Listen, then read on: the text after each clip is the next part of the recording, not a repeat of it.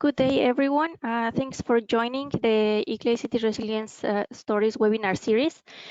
Today's webinar is applying the principles of resilience building and DRR for the unexpected.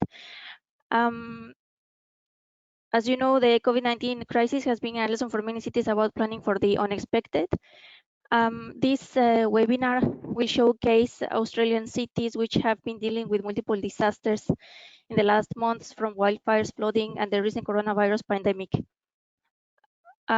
This webinar is co-organized by ICLEI and the UNDRR GETI, and I'm now giving the floor to Sanjaya Bhatia, head of the UNDRR Office for Northeast Asia Global Education and Training Institute. The floor is yours, Sanjaya. Thank you. Thank you very much, Victoria, and welcome everyone to this webinar. The unexpected is what we are all facing today, and probably for a long time now. And uncertainty is becoming the new normal. So this is a very apt session.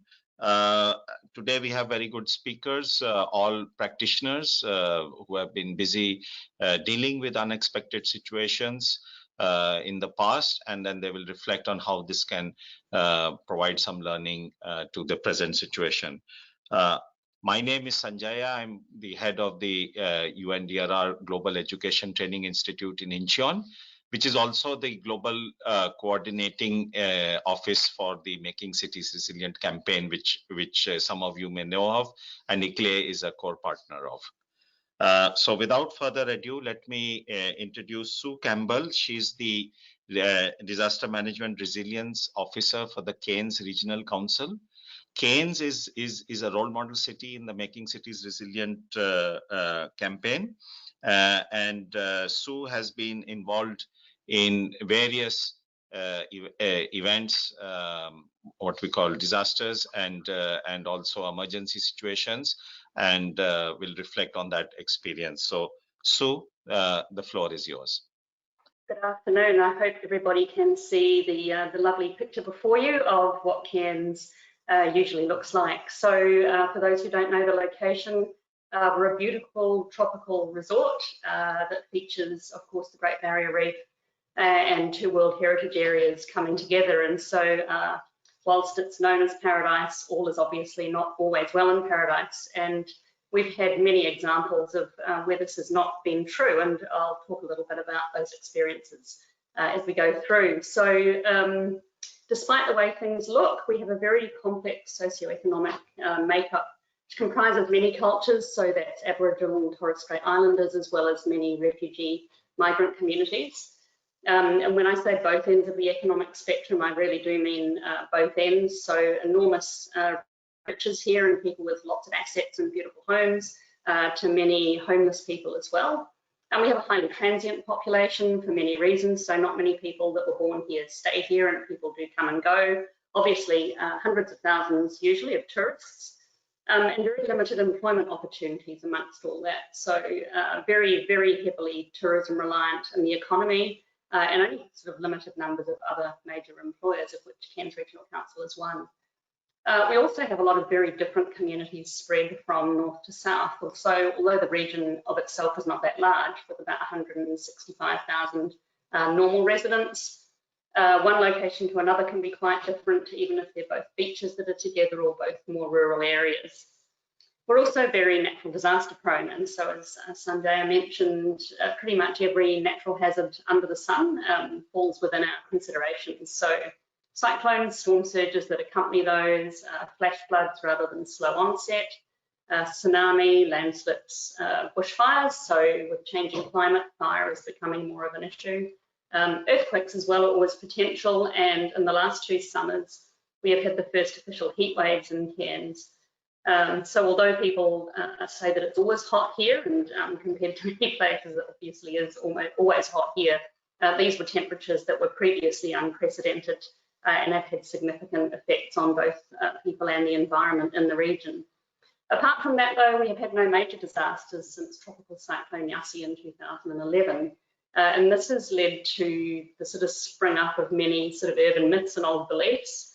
So amongst these, there's the common statement that cyclones don't happen here anymore. Cyclones bounce off the mountains, cyclones bounce off the mountains and move south. And our favourite one is that we can't possibly have a tsunami in Cairns because of the Great Barrier Reef. So the longer we go without one of these disasters, the more these myths abound. And in my work, which is full-time resilience building and development, complacency is the enemy. So we're constantly trying to keep people aware and be prepared for things that in successive years have not happened. The other thing that doesn't help around this is this belief that someone else will take care of it. And so when we question people about this and say, you know, who do you think that someone else is, they find it quite hard to explain what that means, but it's a way of shifting personal responsibility in particular onto some other agency that will miraculously apparently come up with funding and support for these things.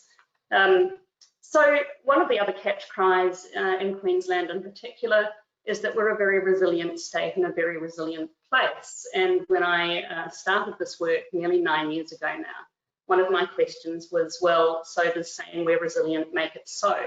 And how would we actually go about proving and trying to work out how resilient we actually are? I'm just trying to move on to the next slide. Whoops, and it's gone one forward. There we are.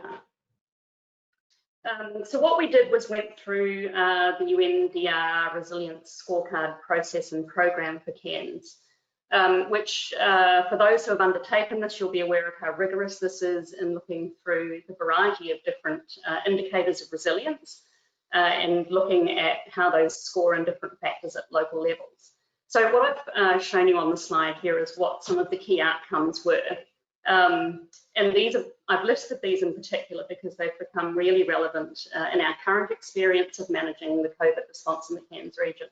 So we discovered that our resilience effort was very strongly led by local government, so that is the council. And although we had degrees of support from state and other organisations, these were not really sufficient to back up our existing and ongoing resilience efforts. We also discovered gaps in process, so where limited risk assessments or around single hazards have been undertaken in the past. We were lacking knowledge of some factors that really contributed to resilience, so for things like insurance levels, both domestic and commercial, lack of information on actual public understanding about how well our information was being received and understood, and looking at other limitations around some infrastructure. So, for example, we had very limited knowledge of emergency fuel supplies. We really didn't understand how well our emergency communications might work. We knew that we had deficiencies with some of our human resourcing for different agencies.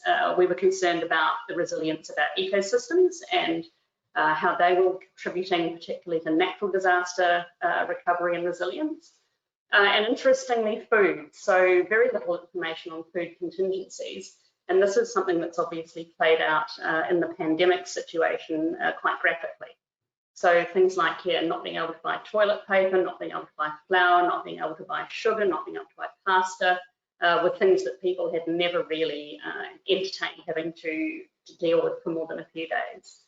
And from all of this, we sort of suspected that people were unlikely to do very well managing without for more than a few days.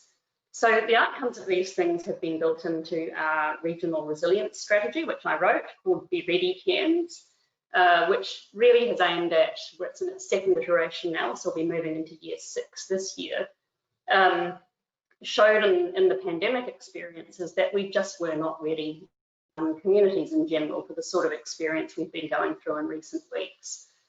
So there's been no pandemic here. We've had very, very few cases in the Cairns region, and it's been hard to quantify where those cases sit actually within the local government boundaries, but probably no more than 15 in the entire experience so far. The real challenges have been around misinformation and too much information, so it's been near impossible to establish the truth about what's going on in most situations, and that challenge continues even nearly 2 months into the activation of the disaster declaration here. Mass social effects has been the sort of the first or second major impact in the region. So everything from fear and anxiety to just not being prepared and not knowing what to do, We've had mass job losses in the space of a few weeks, and some really basic needs emerging for people who had never imagined that they'd be without work or without food or without a roof over their heads of some sort, and having to face that reality in a hurry and work out how to deal with it. The second major impact really has been the economic effects for obvious reasons. So in a region that bases its entire economy on tourism, when the tourists stop coming, there's no money. And we had pictures that many people will have seen on TV around the world of people queuing in places like Cairns for relief payments in relief offices. And we're talking people that have never had this experience before and never thought it would happen to them. And a general sort of reluctance to accept that there were going to be restrictions and that people's lives would have to change to adapt to current situations in a world that they'd never really imagined would happen. And it's not something, I have to say, that we'd really prepared people for in our resilience development work as well, although it's very definitely something that we've shown up in working with the scorecard. So in terms of response and recovery, what have we been doing? In this scenario, under the Queensland disaster management arrangements, local councils do not have the lead role as we normally do in a natural disaster. And so we had to work out what our position would be in building both community trust and recovery preparation and supporting other agencies rather than necessarily our own as disaster managers. And the adaptive capacity to the situation was vastly increased very quickly. And so one of my challenges as the disaster coordinator for this event was working out how we put those processes to work when it's not a cyclone, and in this case, not even a pandemic. So looking at what was most critical and being able to respond constructively to that with the resources we had. So what we did in Cairns was establish the Cairns local coronavirus hotline, which was a phone line that ran 7 days a week over 3.5, nearly 4 weeks, for local people to be able to talk about local needs and help us identify what those local needs were through our incident management team and some dedicated liaison cells. And the photo you see there is our working board of human social identified needs around food, accommodation, mental health, and so on. And one of our liaison officers, Sasha, who normally works with multicultural communities on these issues. And using our identified community sectors to come up with the most important issues and the priorities. And the important thing there was that we've got those great networks and contacts already within the disaster management sector and some other areas of Cairns Regional Council. So we were able to draw out those issues fairly quickly and by really strengthening those networks and ensuring communications with them. And then, of course, dealing with that unforeseen situation and learning as quickly as we could from it, and transitioning those learnings into ongoing recovery. So as I mentioned before, it's been a very long time since we've had one of these disasters, and things have changed significantly since 2011 in all sorts of ways. So having to work out what recovery would look like in this sort of situation has been and is an ongoing experience, actually. We're still getting our transition planning for response to recovery together, ensuring that we build that ongoing resilience role into it. And I'm being very keen to ensure that we use the United Nations new public health scorecard process to help us on that road moving into the recovery space. And also, of course, building all of this into our Be Ready Cairns resilience strategy moving forward. So that's a real summary of where we've been at with the situation at the moment, and very happy to take questions later. Thank you. Thanks, Sue. Before you go, there was one quick question. What is the population in the Cairns region? A normal population of about 165,000 with an augmentation of over 100,000 tourists on an annual basis. Thank you, Sue. So with that, and I think very interesting about the urban myths and also the application of the scorecard to pre-identify issues which could crop up later. So now it's my pleasure to introduce Pauline Koritsas she's the General Manager, Business and Community Services at the City of West Torrens in South Australia, with a lot of experience again, especially with the recent bushfires and recovery. So Pauline, the floor is yours. Thank you, and good afternoon from South Australia. Thank you for the opportunity to share my experiences in Kangaroo Island and the three key factors from those experiences in coordinating statewide local government resources during the recent and devastating bushfires they had there, as well as in Cuddly Creek and the Adelaide Hills, and how they helped us at the City of West Torrens become more resilient to respond and recover with regard in the face of COVID-19. Those three key factors are actually on the screen. Prepare for the worst and hope for the best. Communication, communication, communication, and empowerment, and building building back better the organisation. So within that, I thought I would just explain and provide a little context around where the City of West Torrens is and where Kangaroo Island is for those of you that don't know.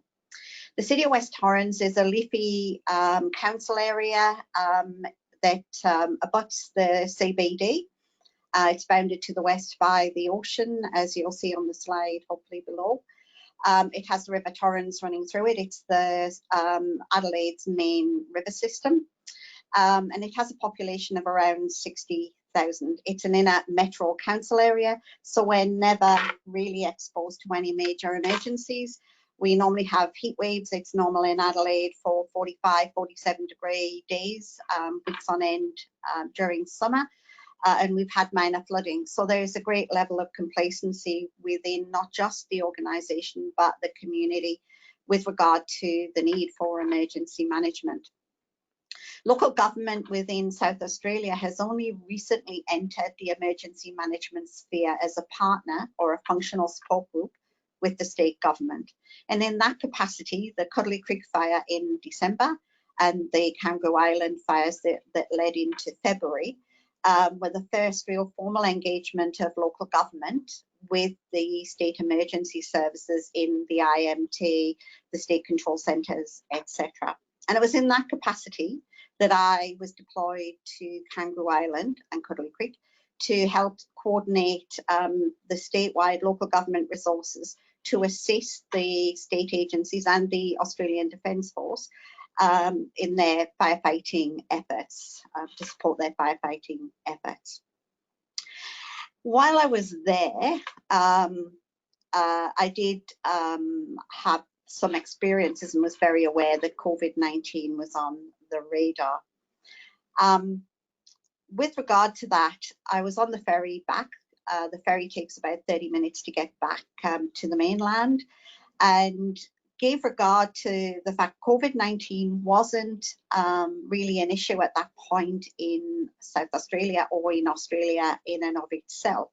But I was struck by how the emergency services use data and modelling to help them prepare the island to deal with the fires.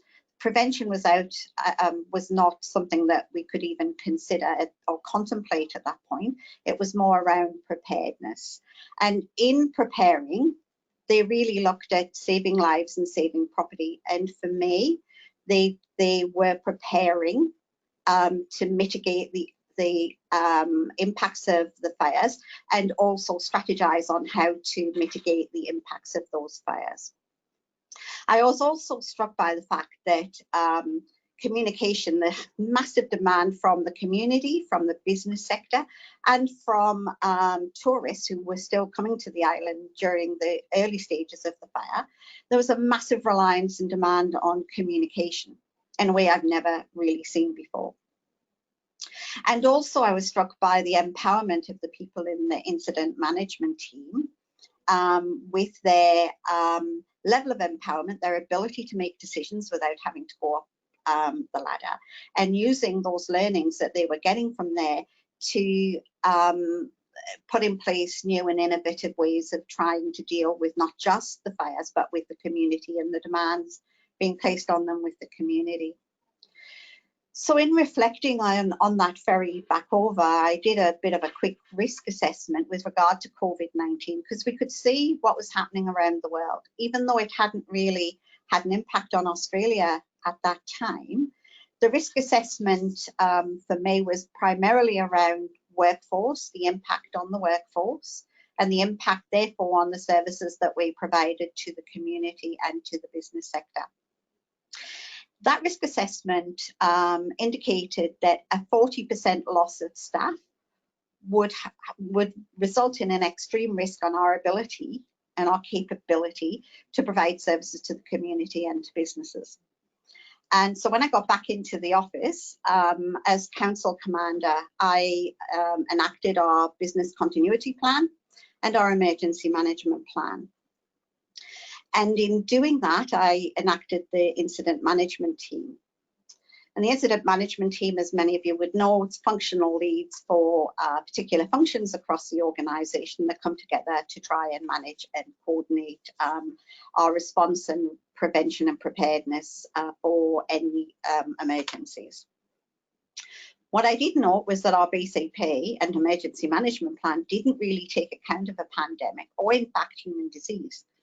At a zone level, the state had indicated to us that human disease wasn't really a big issue for South Australia because of our good health system, our good standard of living, and so forth. So there wasn't any guidance in our BCP or our emergency management plan. So I put together a bit of a project team to start working on an incident management plan. We needed to have some guidance on how, if COVID-19 had an impact on us, how we would deal with it. Remembering at that time, we really had no indication what the propensity was for COVID-19 to affect South Australia, let alone this organisation. And an incident management plan isn't something that sits within our emergency management framework. But the learnings I had from KI indicated to me that we needed to have some plan to work towards to prepare for any eventualities that came from COVID-19, given its significance. I also asked all of the IMT leads and the relevant managers to put together contingency plans. Again, something that's not part of our emergency management framework in local government in South Australia, but rather put together scenario plans. What would happen if we lost 30% of our workforce because they were ill with COVID-19, or 70%, or even 100%?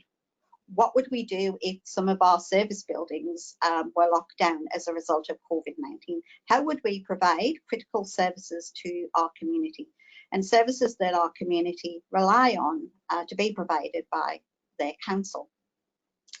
And those two plans really put us in good stead and help us kind of be a leader in the early stages of COVID-19 in terms of being prepared for it, adapting our services, looking at alternative ways of providing services, looking at moving our staff out of the buildings earlier than we were directed to start doing that. So those two plans really helped us get, as I've said before, ahead of the pack. As part of that, it was also important in my mind that we developed a communications plan, because the community would be looking to us if things turned for the worst, for information about what services we were providing, how were we providing them, where were we providing them, and also an economic development group to look at how could we best support businesses that I knew, the IMT knew, would be significantly affected by a downturn in business as a result of COVID-19. So all of those things together meant we started working early in putting in place our plans, and we knew what we would do and when we would do it if certain triggers occurred. So there were things that we did, such as relocate our service area to a place where staff were protected and the community were protected if they were coming in, and we continue to provide those services throughout and still do face-to-face services throughout COVID-19. We put a lot of our community programs online, such as Tai Chi online, and some of the exercise classes, story time, sing time with the kids. We also moved from a community development model into a community services model, providing packages of food supplies, and we actually started partnering with supermarkets and with food bank to provide hampers and to meet the needs of those vulnerable people within our community. And that was really good. We've never done that before. So we were able to get a bit of a heads up and started putting plans in place to make all of that happen. The communication plan has really worked exceptionally well. Prior to COVID-19, we have 600 likes on our social media pages, and we'd be lucky if we got 1,000 to 2,000 hits per day. As of today, we're hitting 31,000 hits per day for information about COVID-19 and obviously information about our services. This week in South Australia, we turned back on our libraries and community centres, so up to 10 people can come into those facilities, which is great. It's a really, I guess, the start of the recovery process. And finally, the empowerment and building better. One of the keys, as I said, in Kangaroo Island was the empowerment of the people, even at lower levels, to make decisions, and for those decisions, for them to be backed in with regard to those decisions. And so we set that up in this organisation. It was impossible for us to use our normal hierarchical processes for decision making, so we had to free all of that up. And in that, the creativity that came from that, in the way we provided services, in the way that we adapted, we managed to get those that could work from home, all of those, so about 50% of our organisation working from home within a week, which was a massive feat, and we wouldn't have been able to do it if we hadn't done any contingency planning. And those creative initiatives that we developed are going to be the new future. So we are building back better, for want of a better phrase. It's been a really good opportunity for us to look at, is the way we've always done business the way we should be doing business into the future? And the answer to that is no. And part of our recovery plan with the recovery team has been looking at what services can we continue to provide in a contemporary way that meets the needs of the community, and in a way we haven't until COVID-19 came along. So thank you for listening to how my experiences during the Kangaroo Island fires, where I did coordinate those local government resources, actually helped equip the city of West Torrens in the face of COVID-19 to respond, to adapt and to recover in a way that I don't think we would have been able to a year or two ago. So thank you very much for that. Thank you very much, Pauline. And I think very important point you said, prepare for the worst, because we always do have a bias often when we are planning, and then that can lead to exposure of gaps when the actual crisis happens. So our next speaker is Mr. Stuart McConnell. He is representing the East Gippsland Shire Council in Australia, and he has had a wide range of experience in local and state governments. So Stuart, the floor is yours. Thank you. Thank you. So I'd like to say welcome to sunny East Gippsland, but it's a little bit cloudy today. So, but it's great to be able to share some of this experience with you and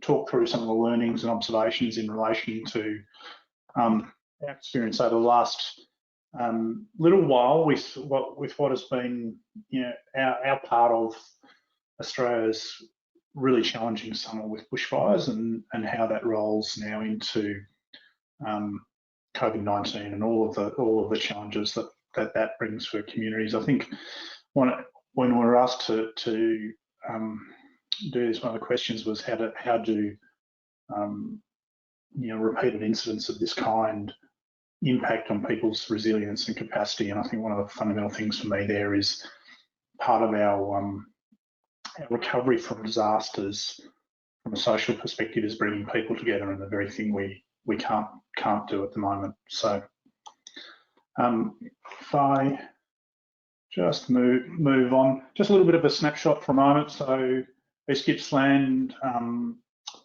a rural council in Victoria, just under 10% of the state in terms of area. So it's a big space. Sitting in my office in Bairnsdale, you're only halfway to the other end of the Shire. You're just as close to Melbourne. So it's a big place, and a lot of that is public land.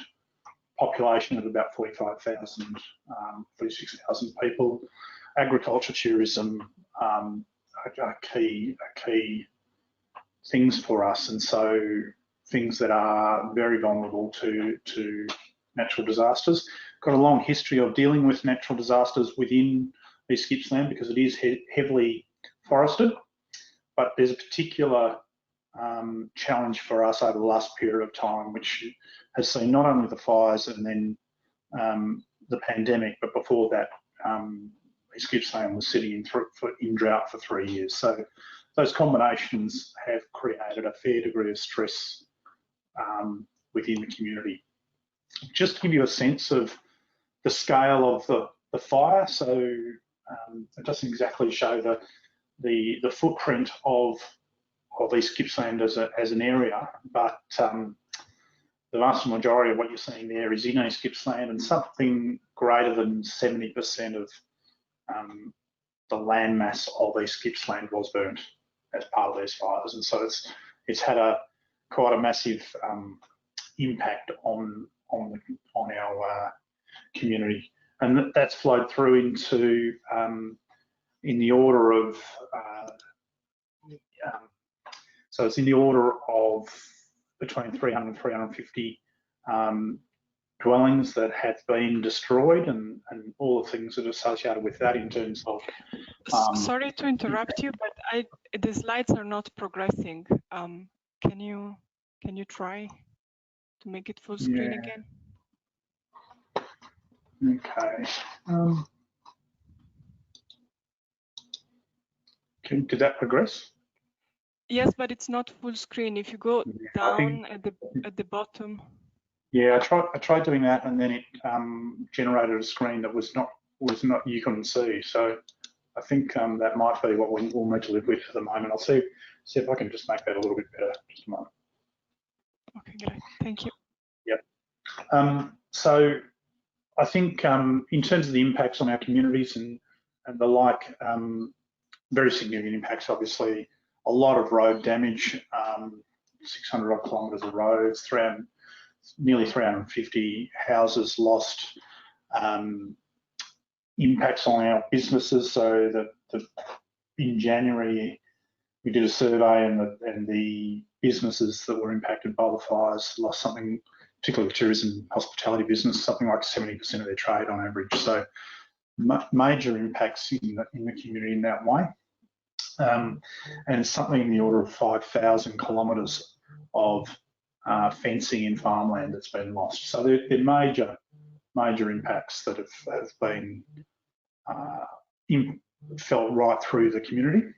The major highway through East Gippsland, highway number 1 for Australia, in fact, was closed for 37 days. And so that gives you a sense of the scale of impact and symbolic, I think, in terms of the isolation that was felt by communities through this time, because many of the smaller communities in the forested areas and the like were heavily impacted, and the evacuation of Malacooda as a holiday community was well covered in the media, with thousands of people being evacuated by air and sea by the Defence Forces. So it gives you a sense of the issues that have been there for our community. Yeah, and obviously the photos are showing just the devastation that did occur. I think one of the things about where we are and how we've travelled then with the virus is we know communities go through a whole lot of, and individuals go through a whole lot of phases as they move through the recovery process. And I've borrowed that slide from the Australian Institute of Disaster Resilience, but we know there are challenges, and that after an initial period, people do find increasingly difficult the recovery journey, and that's what we're seeing at the moment. But that's also the time at which for one, you want to bring people together for their support and to provide services and so on. And it's the same time as the COVID restrictions have hit to really impact on that. So I think what we're seeing at the moment is a strong sense from within our communities of concern that they'll be forgotten and increasing the experience of isolation and the like.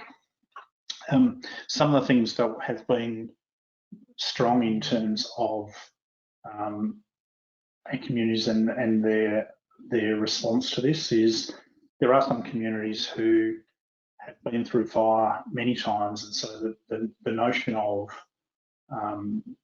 this as an event, yep, they know it's a significant event, but the notion of picking themselves up and moving forward is not one that they're concerned by, unless they were very directly impacted by the fires they burnt or similar. There's a lot of members of the community going, yep, okay, well, we know how to manage fires, we know how to recover from fires, and they're doing that. They're in fact almost push back on the notion of recovery and focus on the sense that, yeah, well, this is what we do. We're well connected. We look after each other. And there's others, obviously, other people who have been very directly impacted, who are taking it for whom this is going to be a long journey. I think the question was, do multiple events enhance our resilience? And I think the experience there is where the events are far enough apart that we do get a sense time to recover and learn and prepare, then multiple events can in fact help our recovery, also help our resilience. However, in the circumstances where we've had here with the COVID impacts coming so closely on the heels of a major event, that's not how it's working, and they are in fact compounding impacts. And I mentioned before the losses within the business community. Well, those losses in some of those same sectors are repeated now, and so that's a compounding effect. We see different patterns of resilience within different communities, in part depending on how, one is the extent of that impact, but also the extent of the inherent networks and connections within communities to begin with. And those that have had strong networks and connections have been able to find ways to move forward. In terms of the things we've learnt, we know now that we need to put some very significant investment into enhancing the resilience of some of our infrastructure, particularly the road network, telecommunication network and so on, because the isolation issues were so severe in this event. And the other thing that we've been able to learn, I suppose, and carry from one event to the other, is we moved very quickly to establish information channels for our community in terms of newsletters and the like, directly focused on recovery issues. And there's nothing magical about another newsletter, but it was incredibly important for our community to get the information flowing in the post-disaster environment, and to be able to pick those things up and continue. That's been important in a COVID environment, as has the flexibility and adaptability of our staff and other teams in responding. And one of the things I do need to recognise is just the huge number of people who have contributed to both the relief and response efforts over the summer period from all over the place, and as volunteer and others, and particularly to the local government sector, which certainly came and assisted East Gippsland Shire Council in a huge way. And I think there was approaching 200 staff from other councils across Victoria that came and provided assistance at different times, which was greatly appreciated. So with that, I'm happy to take any questions or similar. Thank you, Stuart. I think we will go into a round of questions very shortly. But before that, let me introduce the next speaker, especially seeing time. Steve Goller, he is the Regional Director of ICLEI, based in Australia, and he has worked in a number of local governments in the past. So Steve, the floor is yours. Thank you very much. Just checking that you can hear me.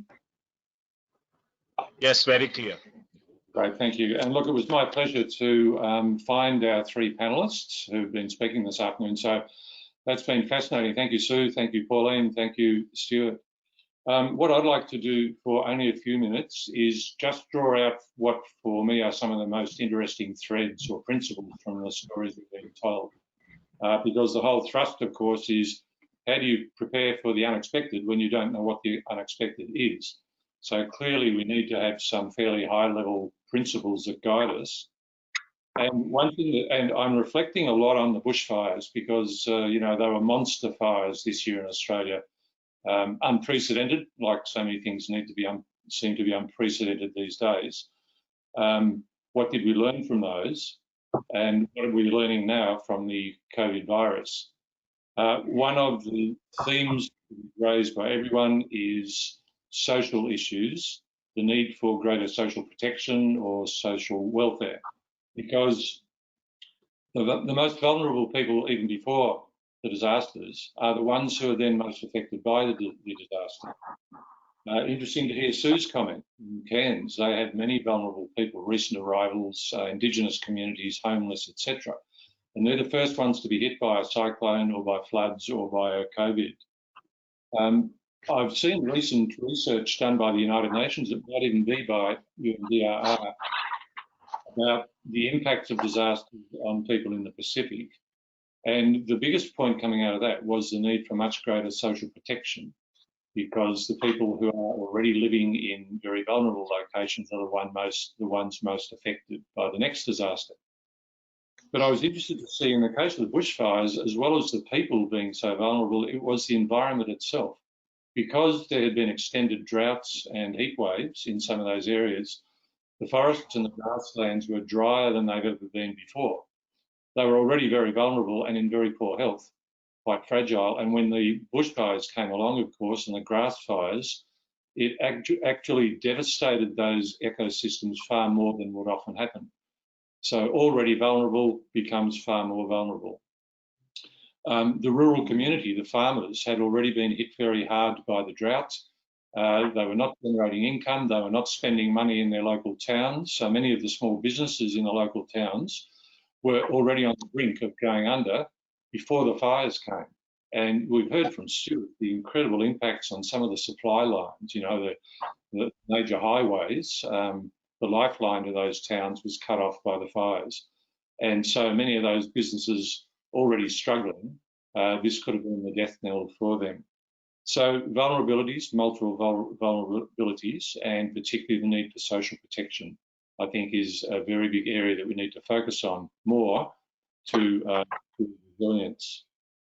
The second thing I wanted to look at was if we use the Sendai scorecard, the second essential in the Sendai is to know your risks and to do scenario planning for those risks. So thank you, Pauline, for that example of coming back on the ferry from Kangaroo Island, and you were full of the experience of the bushfires and you were applying it to a hypothetical, what would happen if the pandemic came to Adelaide, which of course it won't, because the state government told us it won't. And so you did your risk assessment and you came up with high-level risks. But then you also conducted scenario planning. And one thing I don't think we're good at in this field is scenario planning. Not just saying, okay, it could flood or there might be a virus, but working out what are all the implications of that you need to be ready for.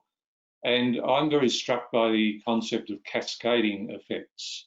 So quite often we focus too much on the initial obvious effects. So bushfires, okay, damage to property and loss of lives. Then you start to drill down and look at the social and the economic impacts, which Stuart spoke about. But then further down, you look at some particular systems which are very fragile. And I noticed with the bushfires, fuel supply was one. Just the ability to top up your car with petrol or diesel, because the landlines of the fuel supplies have been cut. The firefighting effort was consuming huge amounts of fuel. There was fuel being flown in for the firefighting. But when those tourist destinations on the east coast of Australia were told to evacuate, there were queues and queues of cars at the petrol stations trying to fill up, and they couldn't. Clean water was another one. Because the bushfires in some parts of eastern Australia, believe it or not, were followed by flooding rains. And what was happening was runoff from the recently burnt areas was heavily polluting the water storages, and there were concerns even as far away as Sydney of whether the cities would have clean water supplies. So the cascading effects, I think, is something we need to become far smarter at working out. And you do that, I think, by the scenario planning. And my last reflection is, so where does local government fit into this? So interesting, I think it was Sue said local government doesn't have a particularly central role. I think I got that right, in Queensland, and focused quite a lot on more the welfare services, the social support to the community who came to the council because the local government just didn't have that local coverage of services to be able to help. Interesting that Pauline said it's just now that local governments in South Australia had a formal role in the state emergency response apparatus. And so it was great to see the way West Torrens was able to be very proactive. And earlier today, we were talking to a mayor from New Zealand. He made the same comment that in the case of emergencies, it's largely a national government responsibility, and local governments don't really have a formal role. But quite often, end of the day, they're the ones that have to pick up all the pieces. And I noticed with the bushfires in East Gippsland, while most of the planning and action was driven by the state governments, when the TV visited the towns in East Gippsland, who did they want to talk to? They wanted to talk to the mayor, because the mayor spoke on behalf of the people. And that gets right down to, I think, our critical role in being closest to the people, being able to work closely with communities, but also the businesses. So thank you for that. Just a few reflections. Thank you, Steve. Yes, it is. I think everyone has been talking about, but Pauline said it best: prepare for the worst and hope for the best. So that is what the resilience plans should be based on. So I have a number of questions now, and I'll introduce first two questions and then hand over to the panel for responses, and Victoria will take it further. Firstly, there was one question to Pauline. How long did it take for the council to prepare the plans? So on average, how long it took to develop the plan? But another question which I think anyone from the panel could answer, and which is very important: how much actual deviation did you find or experience from the plan, and what really happened? So, and what is that? What is the learning that you can share from that? So first Pauline, and then any member of the panel. Over. Thank you. Interestingly enough, it's a good question. It took us about 7 working days to put together the contingency plans, and about 9 working days to put together the IMP, remembering that we were working basically flat chat over that period to get these documents ready. Because as we were developing these documents, the risk was becoming more and more real for us, so we knew that we needed to get those documents up and running as soon as we possibly could. Thanks. And any members of the panel want to talk about the actual deviation that they saw? And also another point was, Steve just talked about cascading. So was natural hazards and pandemic considered in that scenario, together? Over. I think in Cairns it was considered, but the absolutely devastating effects of something that, as I said, is not really a pandemic here, the social and economic effects, the scale of that really wasn't anything that anybody had prepared for. And in terms of deviating from plans, we had plenty of templates and possible scenarios prepared, but none of them fitted the actual situation that we've been dealing with. And so we've had to continuously adapt our processes at a local government level, working with state and federal governments to fit the local situation. Quick, if I could, the question about the pandemic, how it interfaces with other disasters, and I was happy to participate in another of these webinars a couple of weeks back, where speakers from countries like the Philippines were speaking about how they're preparing for their annual typhoon season, and how they're very concerned about how to apply the social distancing rules to evacuation centres, because of course that's almost the opposite of social distancing. And they're undertaking some very innovative planning now to basically disperse the evacuation facilities rather than the traditional model of centralised evacuation centres. It's Stuart McConnell here. I'd echo that. We turned our mind to having just run relief centres for hundreds of people at a time. What would happen if there was a flood, which is usually what happens following the fires in East Gippsland during the COVID period, and certainly came up with a proposal for a kind of more dispersed approach to providing relief support. In terms of plans, I think my experience through the fire period was that the plans that are there provide an initial framework to start from, but in an event of the scale that we were in, we very quickly find ourselves in 3 or 4 weeks of continual problem solving. So whether it's and also working with people we've never worked with before. So in East Gippsland, we hadn't worked with the Defence Forces before, but they played an absolutely critical role. And so you're continuing to reinvent how you operate to work with groups like that. And just as an illustration, I think at one stage we had 27 communities that were isolated that we were trying to work out how to get relief supplies into those 27 different communities. And that's not been thought of before for us. And so that's the problem solving on the fly. Thank you. And just with regard to the question about deviation from the plans, in South Australia, the confirmed cases of COVID-19 have been very low, not as low as Cairns, but they're sitting at the moment at 439. We haven't had any of our staff members exposed or confirmed or testing positive with COVID-19. So the workforce reduction hasn't really been, the strategies around that haven't needed to be put in place. Our facilities were closed by state direction, so those actions have been put in place. And as I said, we're now bringing those back online in a staged way. Okay, thank you. And there is a comment from Jonathan Abrams from WHO that we need to prepare a range of scenarios rather than just not only the worst, but a range of scenarios, including the worst. And I think that does address some of the questions. There was another question on effective ways of engaging the community in the region. So any good examples, both in the crisis situation, but also in the recovery, yeah,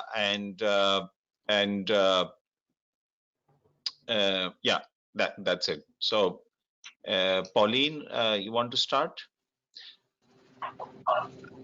Thank you.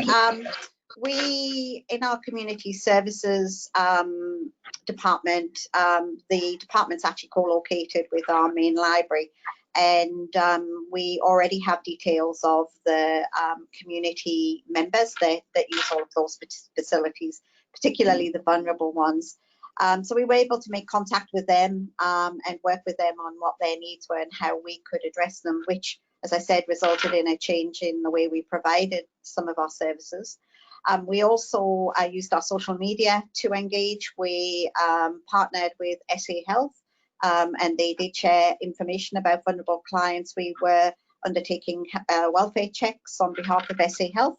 And we also engaged with the not-for-profit sector, as I said, in a way we didn't before. And so we were able to share information about clients with the client's permission. So we were getting lots of information from the community on how we could best address their needs. Any other member of the panel?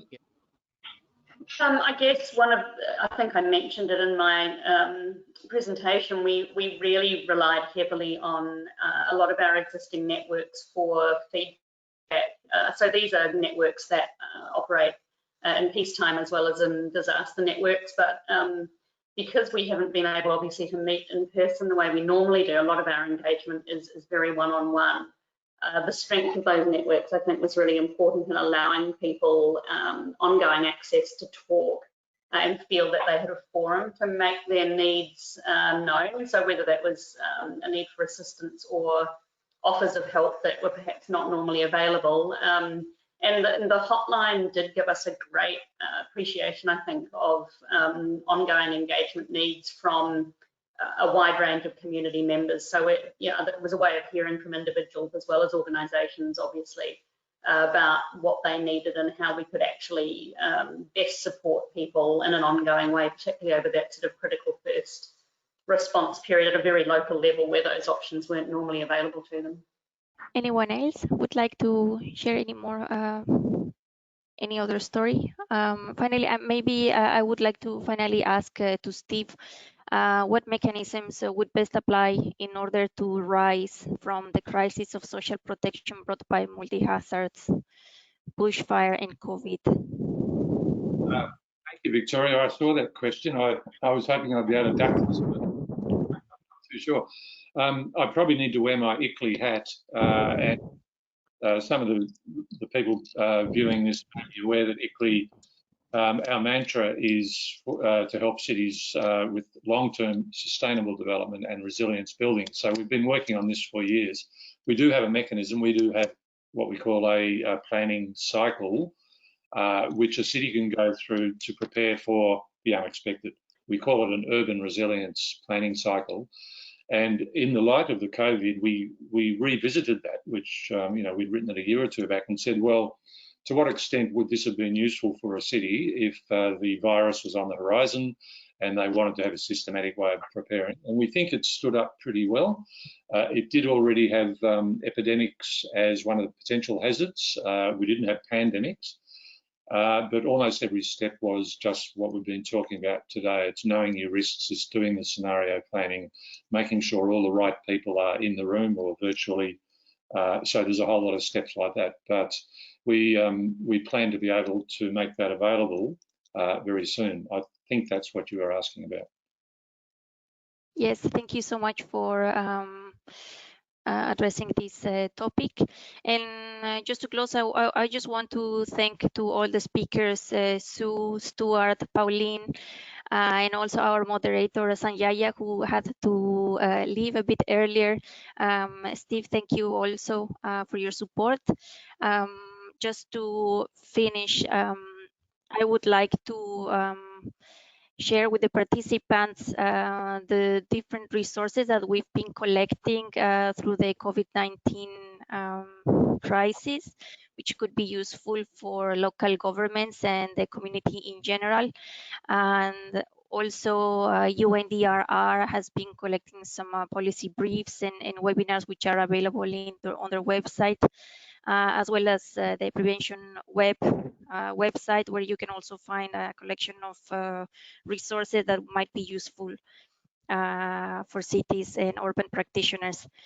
And finally, I would like to invite all of you to our new initiative in the city of Bonn, the Daring Cities Congress, which will be in the this year global virtual forum for urban leaders taking on the climate emergency, taking place from the 7th till the 28th of October this year.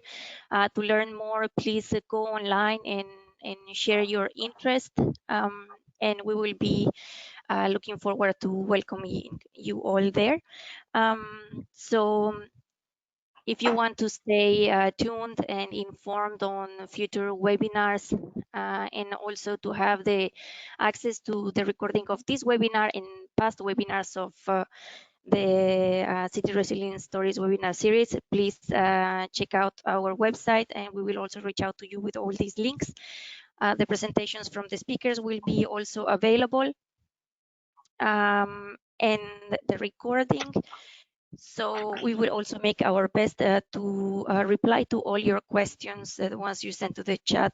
As always, we don't have time enough to go through all of these questions, but we will kindly ask our speakers to take some time to go through them and send some answers to you, and we will put this available as well on the website next to the webinar recording. Thank you very much to everyone, and have a great evening or have a great day wherever you are located, and thanks. See you soon.